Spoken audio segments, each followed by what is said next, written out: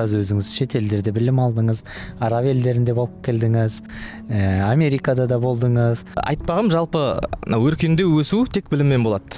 Себеби билимсиз, билимди мен билимсиз тең эмес деген нерселерди айтып жатабыз го.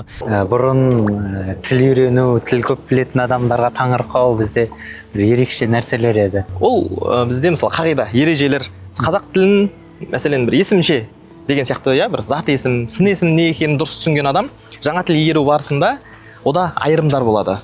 Бул да бир коркунучтуу кубулуш эмес. Махабатты айтып жүрүү эртерээктеги толкунга ол кичине абис көрүнөдү. Бүгүнгү жастарга ол бир кажеттилик болуп көрүнөт деген секилди. Үйдөгү жеңешелерге, келиндерге мен сени жакшы көрөм, сени сүйөм деп айта бериңиз деп. Манагы Британ мандаты оларга жеке мемлекет ваде этеди.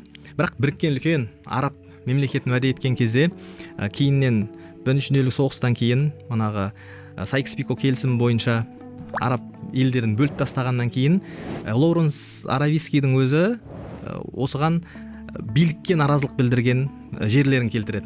Мана халктын пейили бузулду деп айтып жатат го.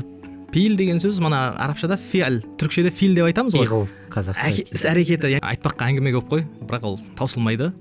Орусча күчтүү унайт мага, хорошего по чуть-чуть деген.